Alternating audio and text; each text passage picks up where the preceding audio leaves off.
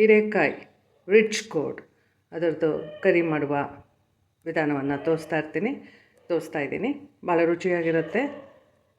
ಇದು ಚಪಾತಿಗೆ ಮತ್ತು ರೈಸ್ಗೂ ಕೂಡ ತುಂಬ ಚೆನ್ನಾಗಿರುತ್ತೆ. ಇಲ್ಲಿ ರಿಚ್ ಗೋಡ್ ಹೀರೆಕಾಯಿ 2 ತೊಗೊಂಡಿದ್ದೀನಿ, 2 ಕ್ಯಾರೆಟು, ಒಂದು 3 ಆನಿಯನ್ನು, ಗ್ರೀನ್ ಚಿಲ್ಲೀಸ್ ಒಂದು 6 to 8 ತೊಗೊಳ್ಳಿ, ಗಾರ್ಲಿಕ್ ಕ್ಲವ್ ಒಂದು ಎಸ್ಲು ಒಂದು 6 ತೊಗೊಂಡಿದ್ದೀನಿ, ಮತ್ತು ಕರಿ ಲೀವ್ಸು, ಮತ್ತು ಇಲ್ಲಿ ಅರ್ಧ ಕಪ್ಪು ಕೋಕೋನಟ್ ಗ್ರೇಟಿಂಗು ಮತ್ತು ಕೊರಿಯಾಂಡರ್ ಲೀವ್ಸ್ ಸ್ವಲ್ಪ ಚಾಪ್ ಮಾಡಿ ತೊಗೊಂಡಿದ್ದೀನಿ. ಇಲ್ಲಿ ಹೆಸರು ಬೇಳೆ ಅದೊಂದು ಅರ್ಧ ಕಪ್ಪು ಮತ್ತು ಕಡಲೆಬೇಳೆ ಅದೊಂದು 3 ಟೇಬಲ್ ಸ್ಪೂನು. ಇದನ್ನು ಸ್ವಲ್ಪ ನೀರಲ್ಲಿ ನೆನೆ ಹಾಕ್ಕೊಂಬಿಡಿ, ಒಗ್ಗರಣೆಗೆ ಹಾಕೋದು ಬೇಡ, ತುಂಬ ಚೆನ್ನಾಗಿರುತ್ತೆ ಅದು ಪಲ್ಯಕ್ಕೆ. ಮತ್ತು ಇಲ್ಲಿ ಸಾಸಿವೆ, ಜೀರಿಗೆ, ಅರಶಿನ, ಮತ್ತು ಇಲ್ಲಿ ನಾನು ತೊಗೊಂಡಿರೋದು ಮೆಂತ್ಯ ಮತ್ತು ಜೀರಿಗೆ, ಇದನ್ನು ಹುರಿದು ಪುಡಿ ಮಾಡಿ ಇಟ್ಕೊಂಡಿದ್ದೀನಿ. ಸೊ 1 ಟೀ ಸ್ಪೂನ್ ಮೆಂತ್ಯ, 1 ಟೀ ಸ್ಪೂನ್ ಜೀರಾ ಹುರಿದ್ಬಿಟ್ಟು ಪುಡಿ ಮಾಡಿ ಈ ರೀತಿ ಇಟ್ಕೊಳ್ಳಿ. ಮತ್ತು 3 ಟೇಬಲ್ ಸ್ಪೂನು ಆಯಿಲ್ ತೊಗೊಂಡಿದ್ದೀನಿ.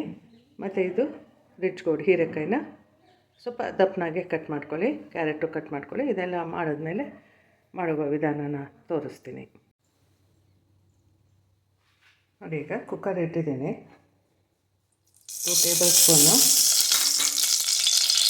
ಎಣ್ಣೆ ಹಾಕಿದ್ದೀನಿ, ಸ್ವಲ್ಪ ಸಾಸಿವೆ, 1 ಸ್ಪೂನ್ ಜೀರಿಗೆ ಮತ್ತು ಈರುಳ್ಳಿ,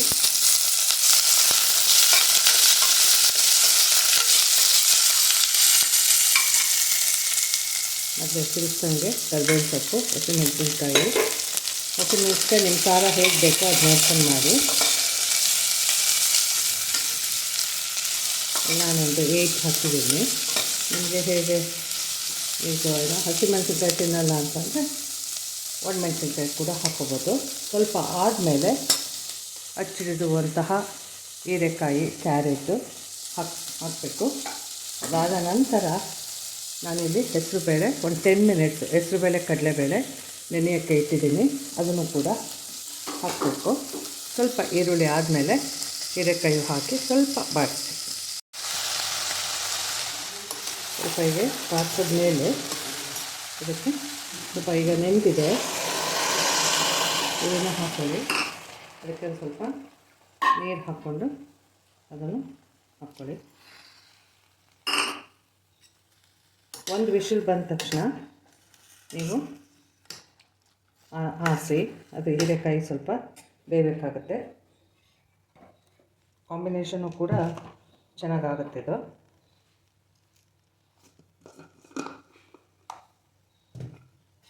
ಮತ್ತು ರುಚಿಗೆ ತಕ್ಕಷ್ಟು ಸಾಲ್ಟ್ ಹಾಕ್ಕೊಳ್ಳಿ.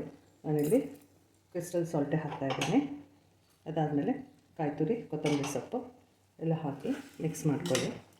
ಇದಕ್ಕೆ ನಿಮಗೆ 1.5 ಕಪ್ಪು ನೀರು ಬೇಕಾಗುತ್ತೆ. ಭಾಳ ಕಾಂಬಿನೇಷನ್ ಚೆನ್ನಾಗಿರುತ್ತೆ ಇದು, ಚಪಾತಿಗಂತೂ ತುಂಬ ಚೆನ್ನಾಗಿ ಹೋಗುತ್ತೆ ಇದು.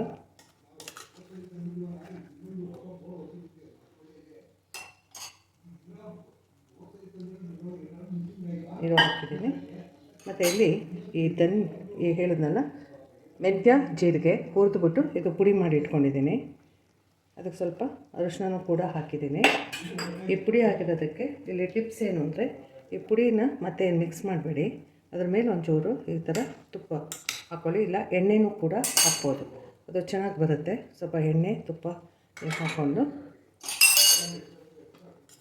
ಇದನ್ನು ಒಂದು ವಿಷಲ್ ಬಂದಮೇಲೆ ಆರಿಸ್ಬಿಡಿ, ತುಂಬ ಚೆನ್ನಾಗಾಗುತ್ತೆ ಇದು.